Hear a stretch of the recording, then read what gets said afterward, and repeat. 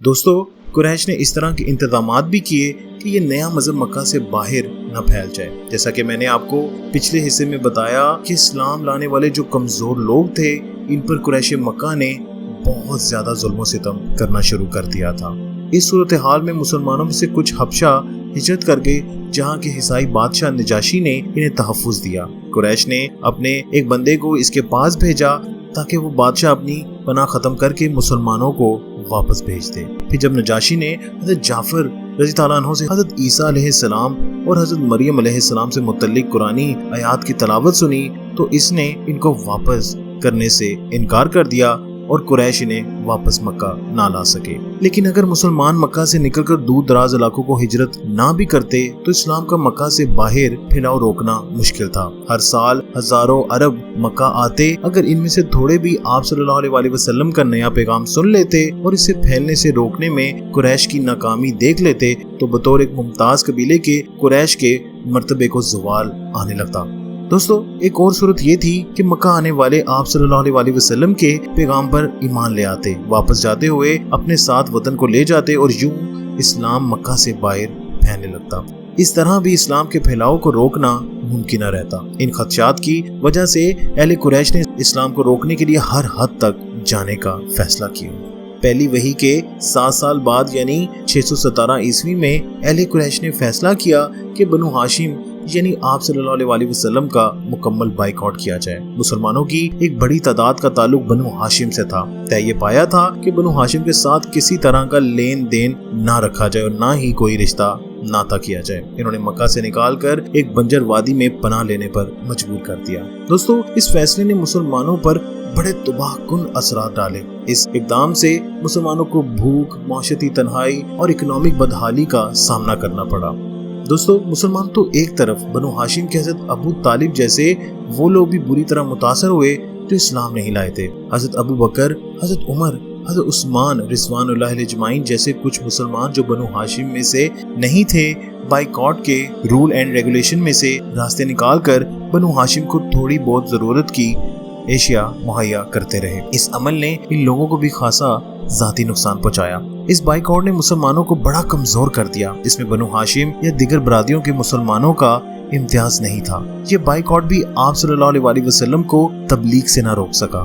Boycott کرنے والوں نے جب اسے غیر میسر پایا تو یہ 1 سال سے کچھ اوپر جاری رہنے کے بعد رفتہ رفتہ خود ہی ختم ہو گیا۔ قریش کی کوششوں کے باوجود اسلام لانے والوں کی تعداد بڑھتی گئی۔ اس بائیکاٹ نے ثابت کر دیا کہ اس برادری کے اندر اللہ کی کوئی بہت بڑی طاقت شامل ہے۔ بنو ہاشم سے باہر کے مسلمان بھی اپنے بھائی بہنوں کی مدد کے لیے مالی نقصان برداشت کرنے اور اپنی سلامتی خطرے میں ڈالنے کو تیار ہیں۔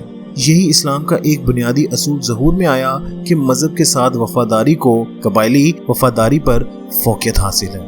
دوستو مسلم برادری پر بائیکاٹ کے منفی اثرات مرتب ہوئے بغیر نہ رہ سکے۔ مناسب خوراک اور رہائش کے نہ ہونے اور جسمانی بے آرامی نے اپنا رنگ دکھایا۔ آپ صلی اللہ علیہ وسلم کی زوجہ محترمہ حضرت خدیجہ رضی اللہ عنہا 619 عیسوی میں فوت ہوئی۔ دوستو انہوں نے اسلام سب سے پہلے قبول کیا اور اہل قریش کی دشمنی میں آپ صلی اللہ علیہ وسلم کے ساتھ کھڑی رہیں۔ انہوں نے رسول اللہ صلی اللہ علیہ وسلم کو دعوت اسلام کے ابتدائی سالوں میں اخلاقی اور جذباتی سہارا دیا۔ آپ صلی اللہ علیہ وسلم کو تب ان کی بہت ضرورت بھی تھی۔ آپ صلی اللہ علیہ وسلم کے لیے یہ ایک بڑا نقصان تھا، لیکن ابھی آپ صلی اللہ علیہ وسلم کو ایک اور صدمہ بھی اٹھانا تھا۔ اس کے جلد بعد آپ صلی اللہ علیہ وسلم کے محافظ چچا حضرت ابو طالب بھی بیمار ہوئے اور فوت ہو گئے۔ اگرچہ انہوں نے اسلام قبول نہیں کیا لیکن دیگر بنو ہاشم کے ساتھ مشکلات سے گزرنے کے باوجود آپ صلی اللہ علیہ وسلم کی حفاظت سے ہاتھ نہیں اٹھایا۔ حضرت ابو طالب کی وفات فقط آپ صلی اللہ علیہ وسلم کا ذاتی اور جذباتی نقصان نہیں تھا بلکہ مسلم برادری کے لیے بھی اس کے اثرات بڑے افسوسناک تھے۔ حضرت ابو طالب کی وفات کے بعد قریشی سرداروں کے حوصلے بڑھ گئے تھے۔ نہ صرف ان کی زبان زیادہ تیز ہو گئی تھی بلکہ وہ جسمانی نقصان دینے سے بھی گریز نہیں کرتے تھے۔ حضرت ابو طالب جیسے کسی رہنما کے بغیر آپ صلی اللہ علیہ وسلم اور مسلم برادری کو اہل قریش سے محفوظ رکھنا مشکل تھا۔ مکہ سے محبت کے باوجود آپ صلی اللہ علیہ وسلم کوئی اور شہر تلاش کرنے لگے جو آپ صلی اللہ علیہ وسلم کو قبول کرے، اور جہاں آپ صلی اللہ علیہ وسلم تبلیغ اسلام پر قریش جیسی سخت دشمنی کا سامنا نہ کرنا پڑے۔ آپ صلی اللہ علیہ وسلم کی نظریں طائف پر پڑی۔ مکہ کے جنوب مشرق میں کوئی 60 کلومیٹر پہ واقع اس قصبے میں ایک قبیلے بنو ثقیف کا غلبہ تھا۔ آپ صلی اللہ علیہ وسلم نے طائف جا کر وہاں کے 3 رہنماؤں سے ملاقات کی جو آپس میں بھائی تھے۔ ان تینوں نے اسلام قبول کرنے اور آپ صلی اللہ علیہ وسلم کو کسی بھی طرح کا تحفظ دینے سے انکار کر دیا۔ مزید خرابی تب ہوئی جب آپ صلی اللہ علیہ وسلم مکہ واپسی کے لیے شہر سے نکلے تو اہل طائف کا ایک ہجوم آپ صلی اللہ علیہ وسلم کے گرد جمع ہو گیا۔ وہ آپ صلی اللہ علیہ وسلم کو برا کہتے اور پتھر برساتے رہے، حتیٰ کہ آپ صلی اللہ علیہ وسلم شہر کی حدود سے نکلے تو لہو لہان ہو چکے تھے۔ دوستو، اس وقت حضرت جبرائیل علیہ السلام آئے۔ انہوں نے آپ صلی اللہ علیہ وسلم سے پوچھا کہ اگر آپ چاہیں تو شہر طائف کو اللہ کے پیغمبر صلی اللہ علیہ وسلم سے بدسلوکی پر 2 پہاڑوں کے درمیان تباہ کر دیا جائے، تو آپ صلی اللہ علیہ وسلم نے انکار کر دیا اور فرمایا کہ امید ہے کہ ان کی اولاد میں سے کوئی صاحب ایمان ہو جائے۔ دوستو، آنے والی صدیوں میں اس واقعے نے آپ صلی اللہ علیہ وسلم اور ہندوستانی مسلمانوں کے مابین روحانی تعلق قائم کرنے میں اہم کردار ادا کیا۔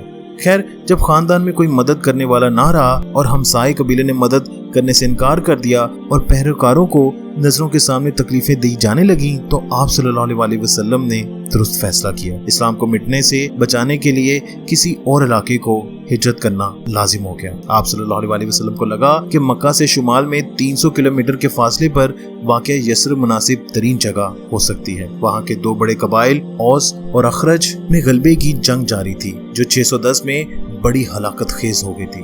وہاں بہت سارے یہودی قبائل بھی آباد تھے جن کی مقامی قبائل سے نہیں بنتی تھی۔ یوں صورتحال اور بھی گمبھیر ہو گئی تھی۔ دوستو، یثرب یعنی مدینہ کے لوگوں میں شہرت پہلے ہی پہنچ چکی تھی کہ آپ صلی اللہ علیہ وسلم پر بھروسہ اور اعتبار کیا جا سکتا ہے۔ یوں 612 عیسوی میں یثرب کے کئی ممتاز لوگ مکہ آئے اور آپ صلی اللہ علیہ وسلم سے درخواست کی کہ بطور رہنما یثرب میں آباد ہو جائے۔ آپ صلی اللہ علیہ وسلم نے یہ پیشکش قبول کر لی۔ آپ صلی اللہ علیہ وسلم نے اپنے ماننے والوں سے بھی کہا کہ قریش کے ظلم سے بچنے کے لیے ان کے ساتھ مدینہ چلے۔ آپ صلی اللہ علیہ وسلم مکہ سے یثرب جانے والے آخری لوگوں میں سے تھے۔ آپ صلی اللہ علیہ وسلم 612 میں اپنے قریبی ساتھی حضرت ابو بکر صدیق رضی اللہ عنہ کے ساتھ مکہ سے نکلے اور یثرب چلے گئے۔ اہل قریش آپ صلی اللہ علیہ وسلم کی جان لینے کی پلاننگ کر چکے تھے، لیکن آپ صلی اللہ علیہ وسلم بال بال بچ نکلے۔ یثرب کو جلد ہی مدینہ کا نام دے دیا گیا۔ دوستو، اب آپ صلی اللہ علیہ وسلم اہل قریش سے دور اسلام کی کھل کر تبلیغ کر سکتے تھے اور ان کے ظلم سے بھی محفوظ تھے۔